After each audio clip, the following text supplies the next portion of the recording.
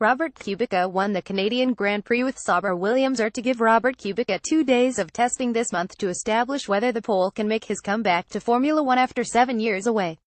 Kubica, 32, has not raced in F1 since he suffered life-changing injuries in a rally accident in 2011, and he has only partial movement in his right arm. He tested for Renault 3 times in the summer, but the French team decided not to take its interest further.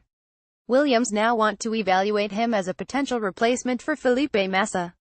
Is an F1 return possible for Kubica? Kubica's remarkable return to Formula One. Kubica is due to test initially at Silverstone after the Japanese Grand Prix before moving on to a full assessment test at the Hungaroring, and both outings are expected to be private. Williams declined to comment. The team planned to run for 2 days at the site of the Hungarian Grand Prix, with Kubica driving one day and Williams' reserve driver Paul Di Resta the other to provide a benchmark for Kubica's performance. Di Resta, 31, also has an outside chance of being promoted to a race seat next season, but unless something changes, the decision over 2018 at this stage is fundamentally between Massa and Kubica. The key question for Williams is whether Kubica is physically up to a return to F1. Renault said in August that they still had question marks over Kubica's readiness to return to F1 after a day's test at the Hungaroring in their 2017 car. But his manager says the driver is ready to make a return and Kubica will be determined to use the Williams test as a chance to prove it. The main question marks are over the strength and mobility in his right arm, which was partially severed in the accident in 2011, in which he also suffered multiple fractures throughout his body. Williams will want to establish whether he can manage the car in long, demanding corners, of which the Hungaroring has several, and can turn it around a tight hairpin. His physical endurance in terms of the strength of his arm over a race distance is also a concern. Di Resta filled in capably for Massa at the last minute when the Brazilian fell ill over the Hungarian Grand Prix weekend.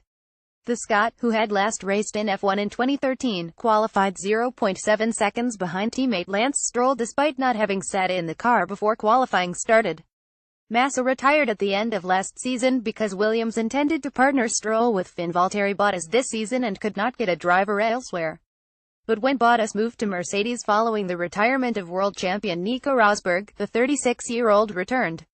Although Stroll has impressed at some races, most notably Azerbaijan and Italy, Massa has comprehensively outperformed the 18-year-old Canadian rookie at most races this season, and has a sizable advantage over him in qualifying of an average of around 0.7 seconds a lap. But Williams are aware that Massa can be inconsistent and do not want to pass up the opportunity to take Kubica if he is close to the level he was before his accident. He was regarded as one of the very best drivers in F1, with a talent comparable to that of Britain Lewis Hamilton and Spain's Fernando Alonso.